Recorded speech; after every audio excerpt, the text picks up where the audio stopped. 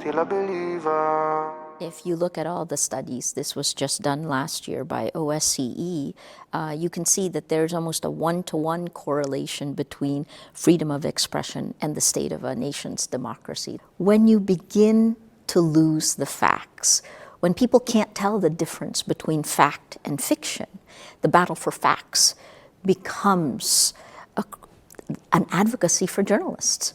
I would say the mission of journalism is very simple. It's been that way in the nearly 40 years I've been a journalist. It's to hold power to account, to give voice to the voiceless, to pull together the stories that create the fabric of our society. But I would think the most important part right now, at this moment, is holding power to account. Because you have two ways. Since 2014, the news organizations used to create journalism and distribute journalism. In 2014, the distribution of journalism was separated and was taken over by big tech. Social media, when it did that, prioritized the spread of lies over facts. And if it's laced with fear, anger, and hate, it gets wider distribution. This is not a free speech issue, it's a freedom of reach issue. That is a comedian who said that many years ago, Sacha Baron Cohen. The problem that we see now is that this social media is used to attack the journalists so that you weaken the ability of journalists to do their jobs, to hold power to account, and simultaneously the business model of journalism, advertising, that goes to the big tech, to the social media platforms. So on two fronts, it's an existential moment for journalism. In the Philippines, for example, we have a constitution that's patterned after the United States. 3 branches of government, press freedom is enshrined in our Bill of Rights as well, and yet our culture is more feudalistic. So we deal with things, we have a veneer of democracy, and yet we've had a culture where more of a feudal type of relationship happens, which frankly, here's the bad part.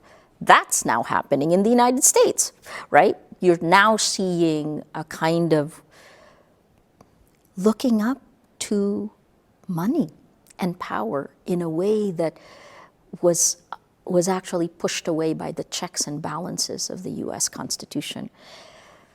We struggle for this democracy, right? And yet all of the statistics will always show you that when you have marginalized people, when you don't have people at the table, democracy has been the form of governance that's worked the best.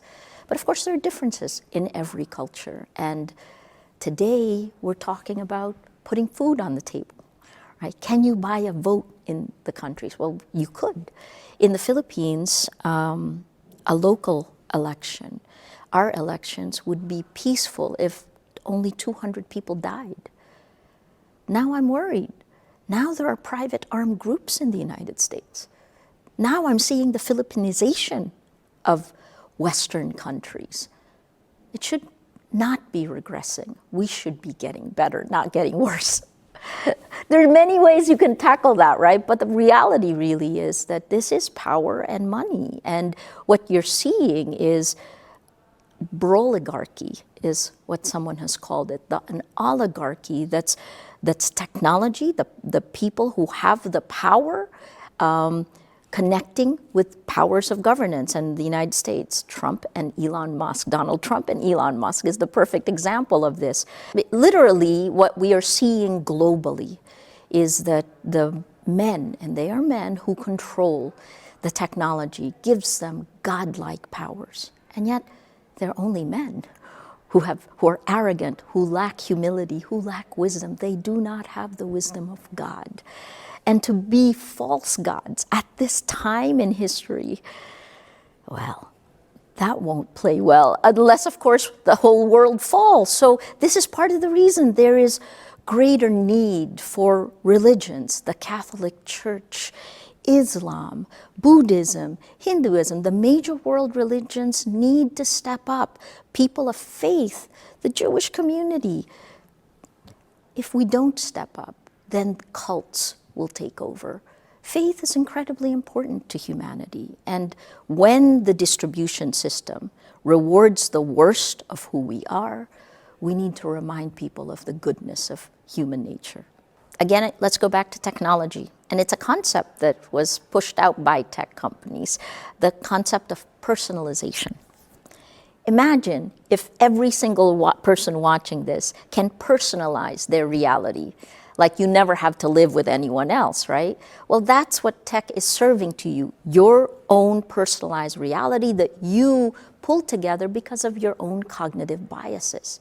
Well, if everyone watching had their own reality, we would be in a room that would be called, in the old days, an insane asylum.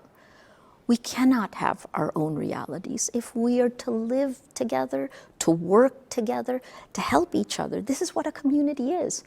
Part of the reason we have an epidemic of loneliness is precisely because our shared reality has been broken, fragmented. We need to return to that because communities, this is how we accomplish anything meaningful in the world. You know, I believed in the power of technology to make the world better. That's how we first set up Rappler.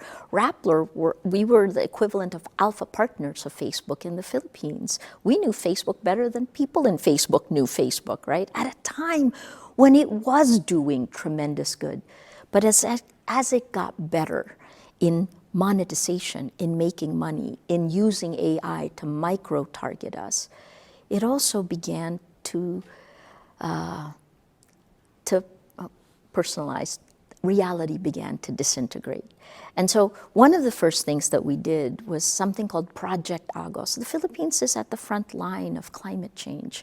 We have an average of 20 typhoons every year. In fact, the Pope came during the time of a massive typhoon. So what we did was we created a platform. We worked with the government. This is the civic engagement arm of Rappler. I didn't spend any money on marketing. We worked on civic engagement. And that Move PH, our civic engagement arm, worked with the government, worked with civil society, and every typhoon that we had, our entire society went on social media to try to prevent deaths. The goal was very simple, #0casualty. And we went from thousands dying in typhoons to less than 10, right? That was the dream. And we did do it, but social media changed its monetization. It began to attack individual people, because at that point we were using Twitter for geotagging. And the Red Cross, for example, at one point found this person who was giving birth on top of a roof from her location on it. And we were able to get her to the hospital. There's much room for good in the technology. But surveillance capitalism for profit leads to the worst of who we are as people, and it eliminates the potential for good. Today, if you want to be a journalist, the risks are greater. That's definitely true. I never would have thought I would have gotten arrested and gotten 10 arrest warrants in a little over a year, but this is the time of creative destruction. When the world as we know it has been, you're stepping on the rubble of the world that was, and you have the ability to create the world better. That's the moment. That's the moment we live in. And I hope there are enough of us who will hold the line. That's what I keep saying, you know. Do not give up your rights proactively. Hold the line. And if we do that, then we have the ability to create something better than what was. But it's going to be tough, and we're going to have to do it together.